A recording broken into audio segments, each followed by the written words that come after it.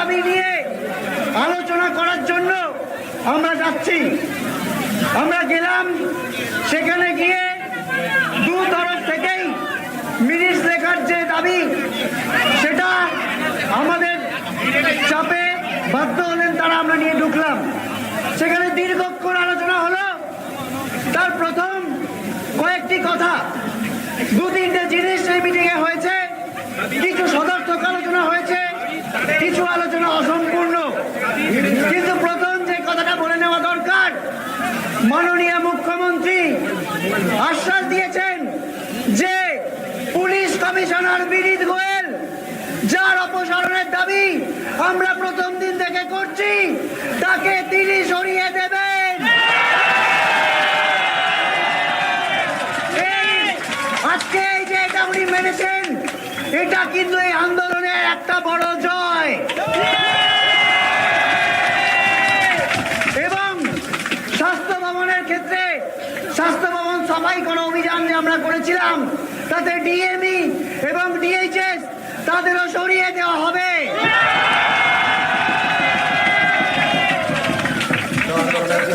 এটাও আন্দোলনের একটা বড় জয়।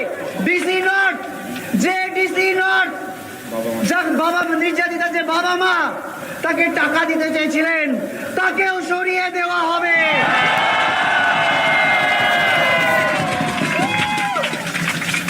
আজকে এতদিন পর, 38 দিন পর আমাদের যে আন্দোলন, তার পাশে সাধারণ জনগণের যে আন্দোলন, সেই আন্দোলনের চাপে কিন্তু এক প্রকার নতি স্বীকার করলো রাজ্য প্রশাসন।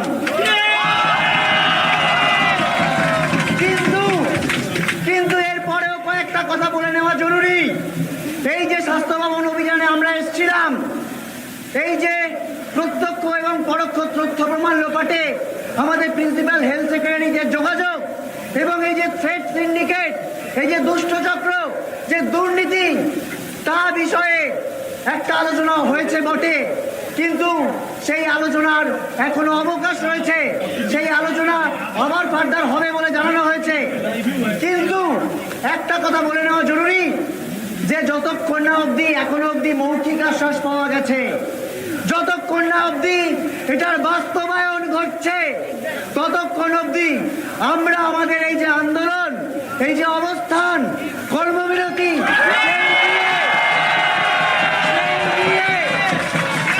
সেই নিয়ে কোনো সিদ্ধান্ত আমরা নেব না।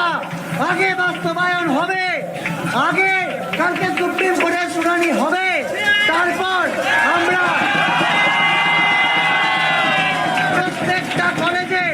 প্রত্যেকটা কলেজের যে জুনিয়র ডাক্তাররা আছে, তারা সবাই মিলে বসে কোনো একটা নির্দিষ্ট সিদ্ধান্তে পৌঁছবো, তার আগে নয়।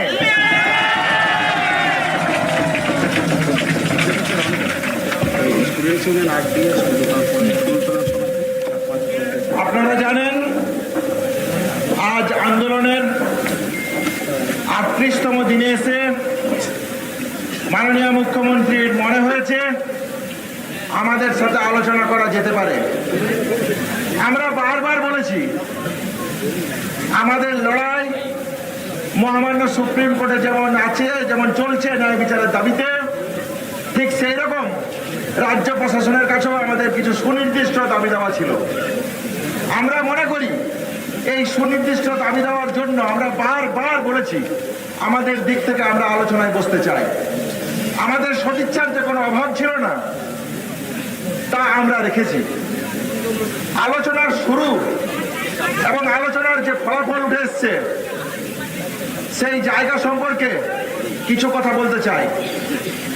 তিনি পরিষ্কার বলেছেন, আমাদের যে ন্যায় বিচারের দাবি, যে ন্যায়সঙ্গত দাবি, সেখানে আমাদের যে যুক্তি, আমাদের যে প্রশ্ন, 9 তারিখের ঘটনাকে কেন্দ্র করে এবং 38 দিনের তদন্ত প্রক্রিয়াকে কেন্দ্র করে যে গতি প্রকৃতি, সেই গতি প্রকৃতি থেকে তিনি এটা বলতে বাধ্য হন যে সিপি স্যারকে সরিয়ে দিতে হবে।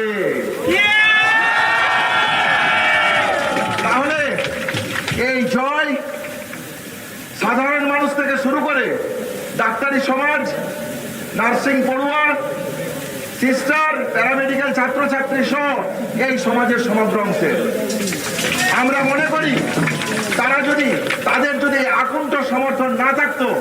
তাহলে হয়তো আজকে এই জয় আমরা ছিনিয়ে আনতে পারতাম না। তার জন্য সবাইকে ধন্যবাদ।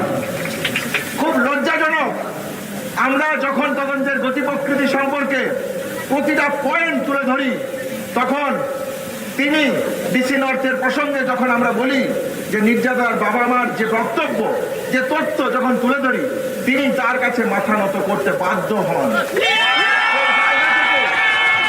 সেই জায়গা থেকে ডিসি নর্থকে সরিয়ে দেবেন বলে তিনি প্রতিশ্রুতি দিয়েছেন। আজ আমাদের যে স্বাস্থ্য ভবন অভিযানের 5 দিন অতিবাহিত হতে চলেছে, আমরা মনে করেছি, আমরা বলেছি যে এই যে 7 দিন অতিবাহিত হতে চলেছে, আমরা বলেছি যে স্বাস্থ্য ভবন কি পরিমাণ দুর্নীতির জায়গা, দুর্নীতির চক্র। কে এই সন্দীপ ঘোষ, যে কার এই বাড়বাড়ন্ত, কিসের জন্য, কিসের দাবিতে, সেই জায়গা আমরা দেখেছি। রিনোভেশন রিকনস্ট্রাকশন কার অর্ডারে, কিসের ভিত্তিতে, সেই জায়গাও আমরা দেখেছি। ডিএমই ডিএসএইচ স্যারকে তিনি সরিয়ে দেবেন বলেছেন। এটাও আন্দোলনের যেমন একটা জয় হিসেবে আমরা দেখি, ঠিক সেই রকমের আমরা প্যারালাল সাথে সাথে প্রশ্ন তুলেছি, কেন প্রিন্সিপাল সেক্রেটারি নয়? তার ওই রিনোভেশন রিকনস্ট্রাকশনে কার সাইন ছিল? তিনি কি, কেন তিনি এই জায়গা থেকে অপসারিত হবেন না, সেই জায়গাও আমরা তুলে এনেছি। পাশাপাশি তিনি বলেছেন আমাকে এই জন্য একটু সময় দিতে হবে। তিনি সময় পেলে তিনি বলেছেন আমার উপর ভরসা রাখো। আমরা বলেছি আমাদের দাবি অত্যন্ত ন্যায়সঙ্গত এবং যুক্তিসঙ্গত, আপনাকে এই ব্যাপারে বিবেচনা করে দেখতেই হবে। এই জায়গা আমরা রেখেছি। রিগার্ডিং সেফটি, সিকিউরিটি এবং থ্রেড কালচারকে কেন্দ্র করে যে জায়গা কলেজে কলেজে ভয়ের পরিবেশ তৈরি করেছে, সেই জায়গা থেকে রেসিডেন্ট ডক্টর অ্যাসোসিয়েশন কেন প্রয়োজন, কেন ডেমোক্রেটিক ফর্মে স্টুডেন্ট ইউনিয়ন প্রয়োজন, তার প্রাসঙ্গিকতাকে আমরা মনে করিয়ে দিয়ে এসেছি। আমরা বলেছি যে কেন এগুলো কলেজের ভিতরে গণতান্ত্রিক পরিবেশ বজায় রাখার জন্য কেন প্রয়োজন, কেন 9ই আগস্টের ঘটনার সাথে এই রকমের ডেমোক্রেটিক পরিবেশ প্রয়োজন, তার প্রাসঙ্গিকতা আমরা তাদেরকে মনে করিয়ে দিয়েছি। তিনি একটা টাস্ক ফোর্স গঠন করতে চেয়েছেন। আমরা মনে করি যে এই টাস্ক ফোর্স ছাড়াও তার আগে তাদের দিক থেকে কিছু সদর্থক ভূমিকা এই বিষয়গুলো নিয়ে থাকা প্রয়োজন। তিনি কিছু টাকার স্যাংশন করেছেন, সেই নিয়েও আলোচনা করেছি, কিন্তু আমরা মনে করি গণতান্ত্রিক পরিবেশ যদি কলেজের বুকে না থাকে, যত টাকাই আপনি নিয়ে আসুন তা দিয়ে এই সমস্যার সমাধান সম্ভব নয়। এই জায়গা থেকে আমাদের যে দাবি ছিল, আমরা তাদের সাথে আলোচনায় আবার বসতে চেয়েছি। কেন আমরা মনে করি রোগী কল্যাণ সমিতির মতন জায়গা, যেগুলো কলেজের মুখে দুর্নীতির আতুরঘর, কেন ডেমোক্রেটিক স্টুডেন্ট ইউনিয়ন দরকার, কেন রেসিডেন্ট ডক্টর অ্যাসোসিয়েশন দরকার, এই যে কলেজে কলেজে থ্রেড কালচারের যে পরিবেশ তৈরি হয়েছিল, যে ভয়ভীতির পরিবেশ তৈরি হয়েছিল, সেই ভয়ভীতির পরিবেশকে সমূলে উৎপাদন করা কেন প্রয়োজন, সেই প্রাসঙ্গিকতাও আমরা মনে করিয়ে দিয়েছি। কেন কেন কলেজের বুকে পাস ফেলকে কেন্দ্র করে বিভিন্ন ছেলে মেয়েদেরকে হ্যারাসমেন্ট, র্যাগিং এর মতন নোংরা কালচার কলেজের বুকে জন্ম নেয়। এই জন্ম নেওয়ার জন্য কারা দায়ী, কে বা কারা দায়ী, এই সম্পর্কে সুনির্দিষ্ট তদন্ত প্রক্রিয়া করতে হবে।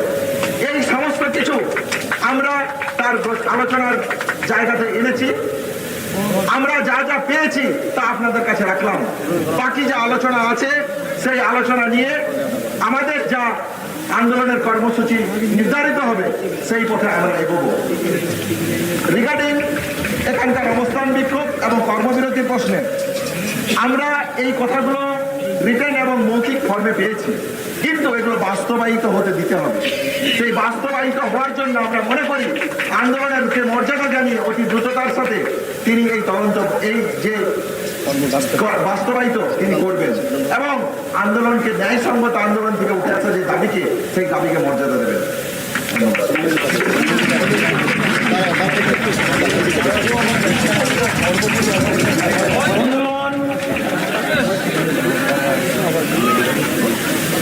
আজকের মিটিং এ আমরা কি কি পেয়েছি, কি কি পেতে চেয়েছি, সে ব্যাপারে দাদারা সবিস্তারে আলোচনা করেছে। কিন্তু আমি এই রাজপথে দাঁড়িয়ে দাঁড়িয়ে কয়েকটা কথা বলতে চাই। প্রশাসন কি সাপের 5 পা দেখেছে? তুমি এই সত্যের পথে হাঁটা, এই সত্যের সৈনিকদের বুকের আগুন তুমি দেখোনি। এটা আমাদের শুরু, মনে রাখবেন। যেমন যদি সফলতা একটা সুন্দর ফুল হয়, বিনম্রতা তার একটা সুগন্ধ। আমরা ওই সফলতার জায়গা থেকে বিনম্রতার সঙ্গে বারবার আমরা তোমাদের কাছে গিয়েছি। আমরা আমাদের মনের বিচার চাইতে চাইতে আজকের 38তম দিন পর্যন্ত পৌঁছে গেছি। আমাদের বোনের ওই রক্ত মাখা লাল চোখ আমরা দেখেছি। ওই লাল চোখটাকে আমরা মশাল করে নিয়ে আমাদের বুকের ভিতরে এই রক্ত নিয়েছি। সমস্ত খুনি, দম্ভী, অহংকারী, তোমরা হুঁশিয়ার হয়ে যাও। সত্যের এই যে সাহসিকতা, সত্যের এই যে সাহসিকতা, এটা জেগে উঠেছে। মনে রাখবে, আমাদের বোনের বিচার এখনো বাকি আছে। আমরা লড়ছি, আরো লড়বো ততদিন পর্যন্ত যতদিন না বিচার আমরা পাই। আজকে সবে একটা উইকেট পড়েছে, সিপির রেজিগনেশন। আরো এখনো বাকি আছে আমাদের যুদ্ধ। হেলথ সেক্রেটারিরও আমরা পদত্যাগ চাইছি। এই পদত্যাগটা আমরা ছিনিয়ে নেব, এটুকু আমি বলে দিতে চাই।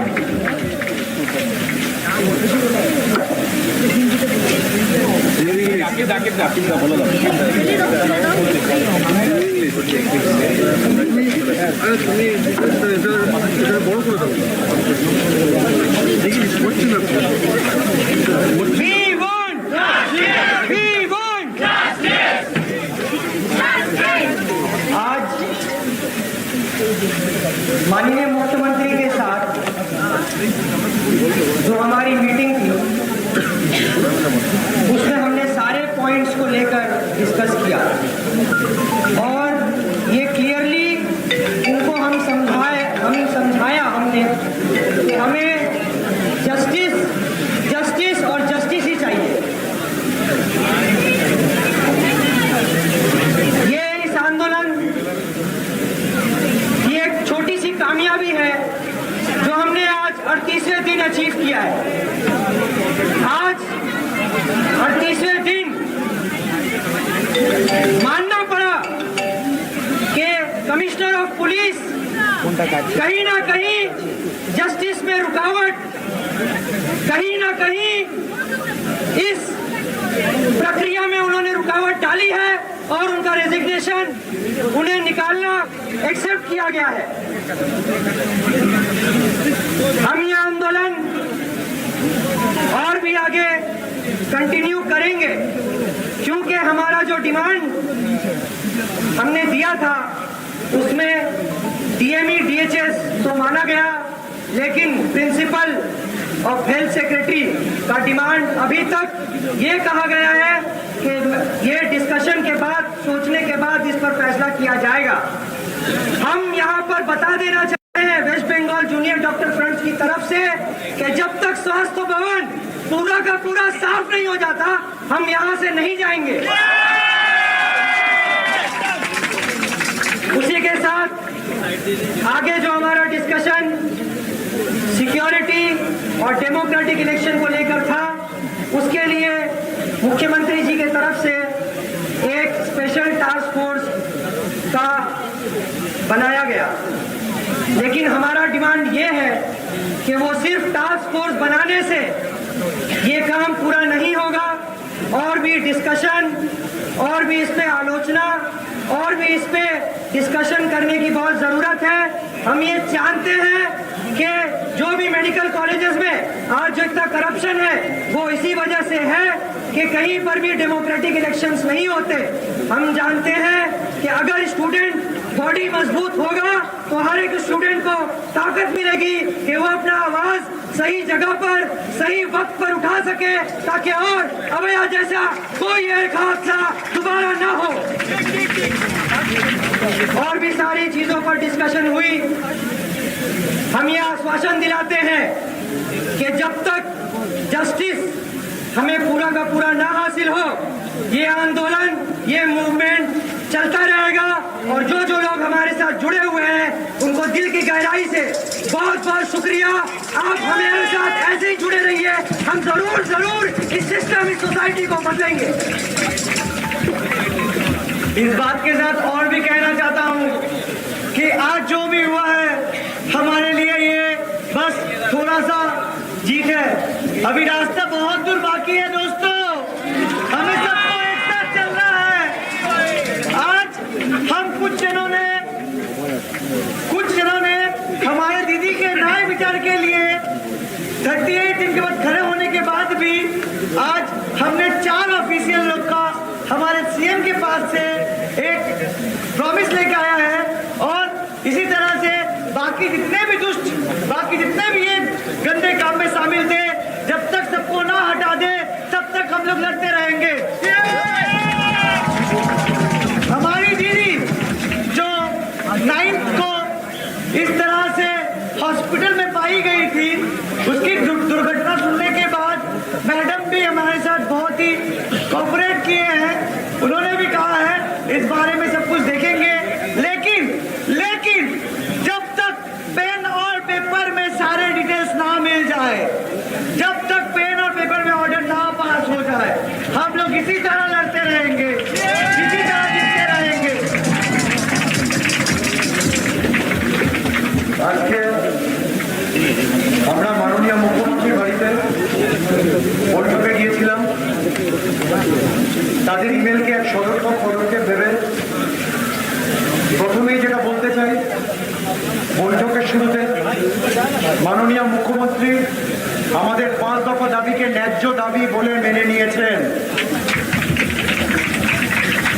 তার মধ্যে যে প্রথম দাবি জাস্টিস ফর অভয়া, সেটাকে তিনি মান্যতা দিয়েছেন এবং বলেছেন সুপ্রিম কোর্টে যাতে তাড়াতাড়ি বিচার পাওয়া যায়, তার জন্য তার যা যা সরকারি পদক্ষেপ নেওয়া যেতে পারে তিনি নেওয়ার চেষ্টা করবেন।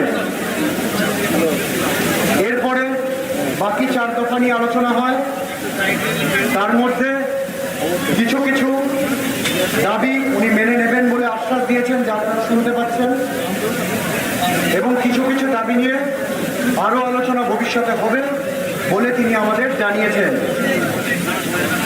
এমত অবস্থায় আমাদের যে আন্দোলন, সেই আন্দোলন যে আজ অন্য এক উচ্চতায় গেল তা আমরা মনে করছি, এবং আমরা যতক্ষণ না অবধি নির্দিষ্ট পদক্ষেপ দেখব, শুধু আশ্বাসে নয়, আমরা নির্দিষ্ট পদক্ষেপ যতক্ষণ না দেখব ততক্ষণ পর্যন্ত আমাদের এই ন্যায় বিচারের দাবিতে আন্দোলন চালিয়ে যাব।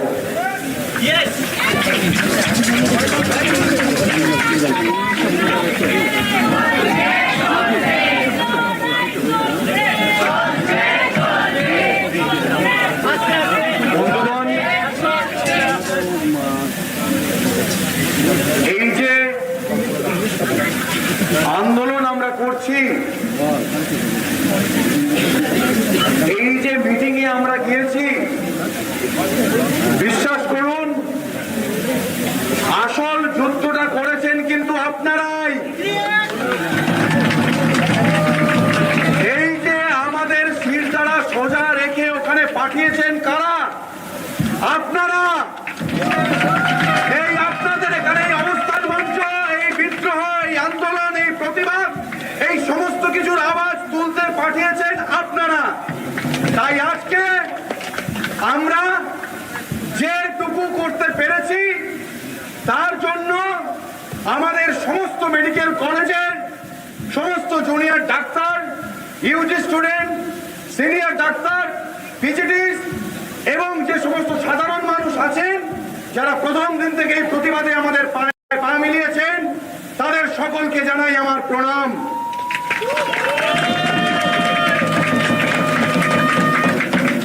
মনে রাখবেন একটা কথা আমরা প্রথম দিন থেকে বলে আসছি, সত্যি সত্যি সত্যি যে ট্রান্সপারেন্সির কথা আমরা প্রথম তুলেছিলাম, যে ট্রান্সপারেন্সির বিষয় নিয়ে আমরা আন্দোলন শুরু করেছিলাম, যে আমাদের যে তদন্ত হবে, বিভাগীয় তদন্ত হোক, সিবিআই তদন্ত হোক, যাই হোক না কেন, সেই তদন্তে যেন একটা ট্রান্সপারেন্সি থাকে, এবং সেই ট্রান্সপারেন্সির জায়গা কতটা মূল্যবান, কতটা তার সত্যতা, তা সকলে আমাদের চোখের সামনে পরিষ্কার। আজ এই শক্তির জায়গা থেকে, এই মনুষ্যত্বের জায়গা থেকে, এই শিরদাঁড়ার জায়গা থেকে আমাদের দাবিগুলো মেনে নেওয়ার জন্য। তাই আমি বলছি এখনো সমস্ত দাবি আমাদের মানা হয়নি, অনেক কিছুই এখনো বাকি আছে, অনেক কিছু ওনারা মেনেছেন, তবে মনে রাখতে হবে এখনো কোনো অর্ডার বেরোয়নি। তাই যতক্ষণ না কোনো অর্ডার বেরোচ্ছে আমাদের এই আন্দোলন কিন্তু চলবে এবং ভুলে গেলে চলবে না যে অভয়া 9 তারিখ অন ডিউটি অবস্থায় যার সাথে এই মর্মান্তিক ঘটনা ঘটে গিয়েছিল, সেই বিচার কাল সুপ্রিম কোর্টে হিয়ারিং আছে, আমাদের চোখ সেদিকেও থাকবে। এবং এই আন্দোলন থেকে আমরা জানিয়ে দিতে চাই যে আমরা কিন্তু কোনো আপোষ করতে আসিনি, আমরা বিচার চাই এবং সেই বিচারের দাবিতে আমাদের এই আন্দোলন, আমাদের এই লড়াই, আমাদের এই সংগ্রাম, শান্তিপূর্ণ আন্দোলন চলছে, চলবে।